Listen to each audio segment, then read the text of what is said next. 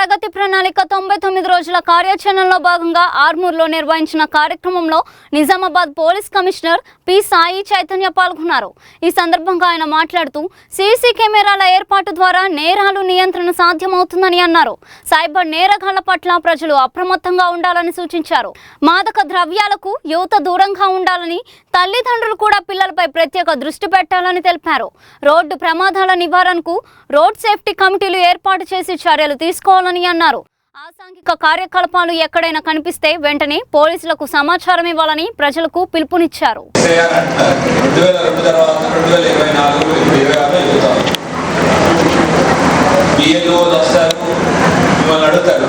ఎంతమంది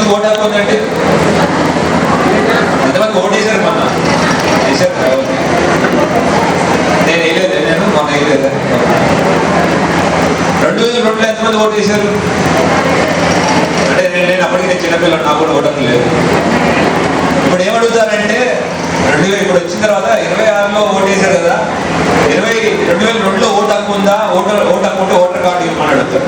ఎంతమంది voter card ఉంటుంది? కొంతమంది దగ్గర ఉంటుంది 2002, మిగతా దగ్గర ఉంటుంది, నాలాంటి దగ్గర ఉంటుంది, మీలాంటి చాలా మంది దగ్గర ఉంటుంది. అయితే దానికి ఏముంటుంది, నాకు లేకపోయినా మా తల్లిదండ్రులకి వాళ్ళకి ఉంటుంది ఆ ఓటర్ కార్డులు. మిగతా లేదంటే మేము ఉంటున్నట్టు ఇన్ఫర్మేషన్ అడుగుతాం. సరే సార్ అడుగుతున్నారు ఏమంటారు, ఇవన్నీ ఇవ్వకపోతే ఎందుకు ఇవ్వకపోతే ఏమవుతుంది?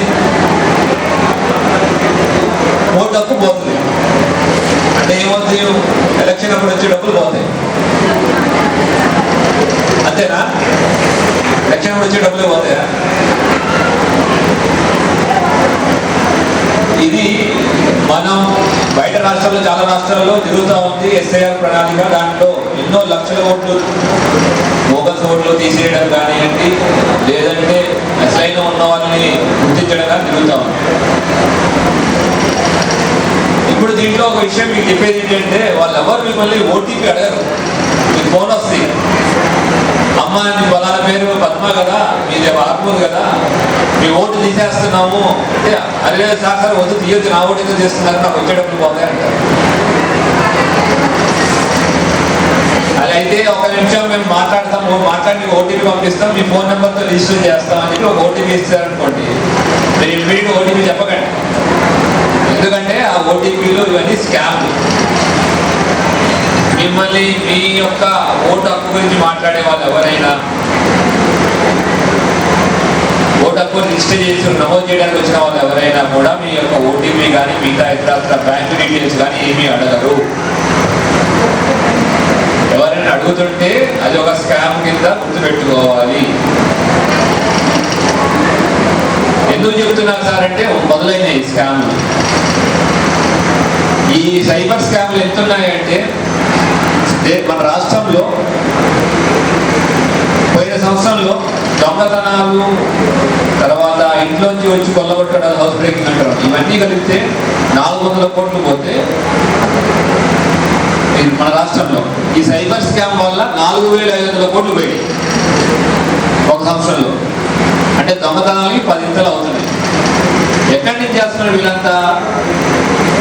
చైనా నుంచి మన దేశస్తుల్ని కొంతమంది తీసుకెళ్తారు, ఆడ బందీలో పెడతారు, అక్కడ పెట్టి వాళ్ళ చేత ఎన్ని స్కామ్లు చేపిస్తారు.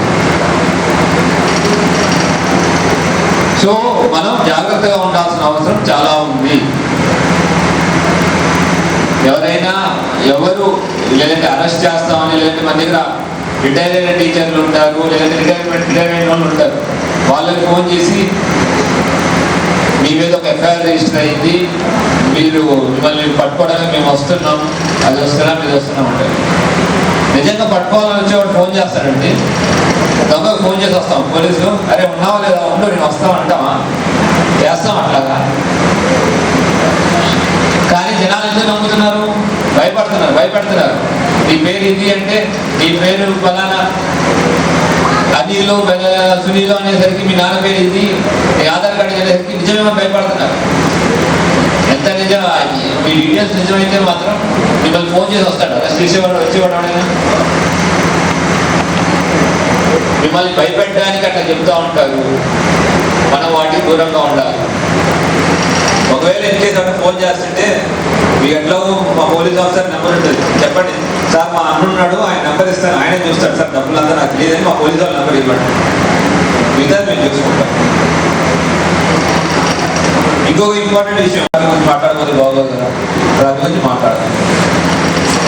అందరు చాలా మంది దగ్గర స్కూటీలు ఉంటాయి, బైక్లు ఉంటాయి, ఎంతమంది హెల్మెట్లు ఉంటాయంటే ఏం లేవు. పోయిన సంవత్సరంలో నిజామాబాద్ సంగతి చెప్తున్నా, అందరు కోవిడ్లో మాస్కులు పెట్టుకున్నారా? పెట్టుకున్నారు కదా, అందరు పెట్టుకున్నారు కదా. బయటికి వెళ్ళి వస్తే చేతులు కడిగేసేవాళ్ళు, సబ్బారికి వెళ్ళి కడిగేవాళ్ళు. ఎవడైనా తుమ్మాడంటే వాడికి 100 మీటర్ల దూరం కోవిడ్ టైం. మరి కోవిడ్లో ఎంతమంది చనిపోయింటారు అనుకుంటారు నిజామాబాద్లో? మొత్తం కోవిడ్ ఒకటి 200 మంది చనిపోయారు. 2020లో 200 మంది, 2021లో 250, 300 మంది ఎక్కువ మంది. ప్రతి సంవత్సరం యాక్సిడెంట్లో 380 మంది చనిపోయారు. ప్రతి సంవత్సరం 200 మంది చనిపోయి కోవిడ్ వస్తే అందరికి మాస్క్ పెట్టుకున్నాం. 350 మంది చనిపోయి రోడ్ యాక్సిడెంట్ అవుతుంటే మాత్రం ఎవరు హెల్మెట్ పెట్టుకోవాలి. హెల్మెట్లు మా కోసం పెట్టుకోకండి, మీకోసం, మీలో కుటుంబ సభ్యుల కోసం పెట్టుకోండి.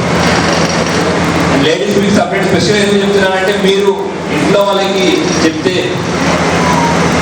ఇంట్లో వాళ్ళని మీరు కంటిన్యూస్ ప్రోత్సహిస్తే తప్పకుండా దానివల్ల మిగతా వాళ్ళు కూడా అందరూ మారుతారు.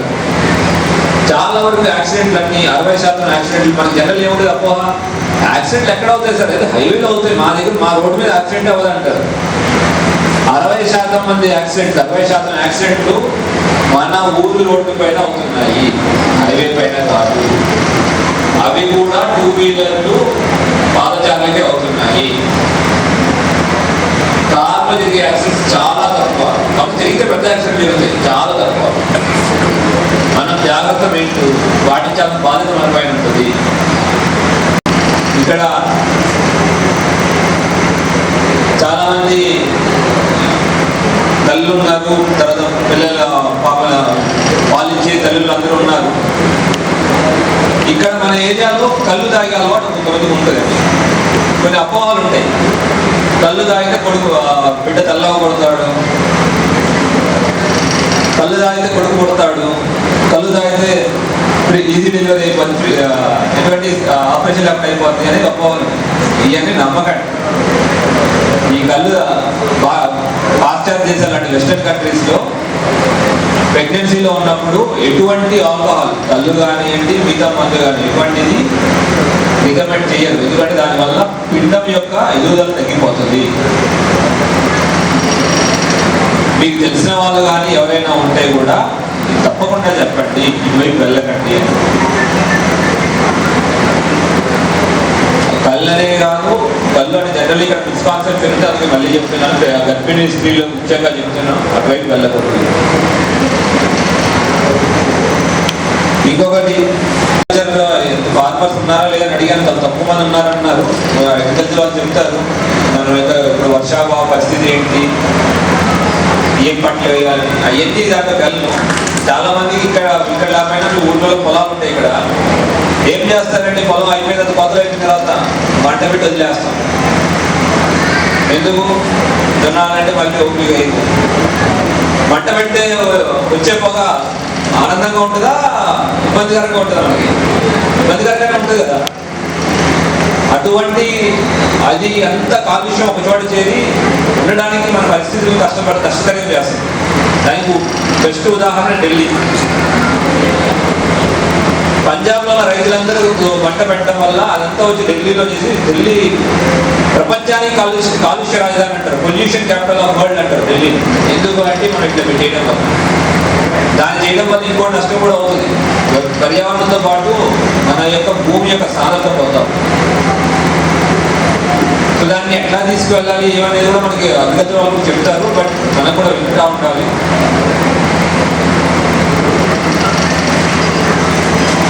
తర్వాత మీ ఏరియాలో కానివ్వండి,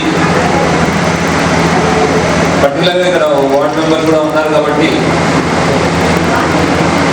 మన ఏరియాలో ఎక్కడైనా ఇబ్బందులు ఉన్నా, లేదంటే లైట్లు కానీ వీళ్ళంటే మీ దగ్గర చాలా మంది ఉన్నారు ఇక్కడ. అంటే ఎంతమంది మొబైల్ ఫోన్లు ఉన్నాయండి? ఉన్నాయా? ఉన్నాయి కదా. ఎన్ని రోజులకు ఒకసారి మొబైల్ ఫోన్ మారుస్తారు? 3 ఏళ్ళు మారుస్తారు కదా. 3 ఏళ్ళు కొత్త వాళ్ళు అయితే 2 ఏళ్ళకే మార్చేస్తారు. అయితే మీ ఏరియాలో సీసీ కెమెరాలు పెట్టమంటాం పోలీసు వాళ్ళు. ఏమంటారంటే సార్ 5 ఏళ్ళ క్రితం పెట్టాం సార్ సీసీ కెమెరాలు పనిచేయట్లేదు సార్ అంటే. మీ జేబులో ఉండే ఫోన్కేమో 2 ఏళ్ళు 3 ఏళ్ళకి మారుస్తారు. ఎండలో ఉండే సీసీ కెమెరాలు 5 ఏళ్ళు కూడా మార్చారా? ఆలోచించండి దీని గురించి. సీసీ కెమెరాల వల్ల దొంగతనాలు లేదంటే దొంగతనాలు చేసే వాళ్ళని పట్టుకోవడం, లేదంటే అల్లర్లు చేసే వాళ్ళని పట్టుకోవడం సులభతరం. ఇది మన యొక్క భద్రత గురించి. ఎట్లయినా యాక్సిడెంట్ అయిన తర్వాత ఇన్సిడెంట్ వచ్చి పట్టుకోవాల్సిన బాధ్యత మా పైన వస్తుంది, మేము వస్తాం. కానీ వాళ్ళు రావాల్సిన అవసరమే లేకుండా ఉంటే మనకే మంచిది. సో అందరూ ఈ సీసీ కెమెరాల విషయంలో కూడా మీ వార్డ్ మెంబర్స్ కూడా చెప్తామంటారు, చీఫ్ పర్సన్ గారు కూడా చెప్పారు ఇంతకుముందు కూడా. అందరూ కలిసి మన వార్డు మన భద్రతను తీసుకుని ముందుకు వెళ్తేనే మనం సేఫ్ అవ్వగలుగుతాం. ఇది ఒక జీవన శైలి కావాలి మన యొక్క రక్షణ. ఏదో ఎప్పుడో వస్తే అప్పుడు ఇన్సూరెన్స్ ఎట్లా అంటే పురుగులు వచ్చేదాకా పురుగుల మందు కొట్టాం సార్, లేదంటే చెట్లు వాడిపోయేదాకా చెట్లకు ఎరువు వేయను అంటామా? అదే వేస్తాం కదా ఎరువు, మొక్కలు పెంచుకున్నాడు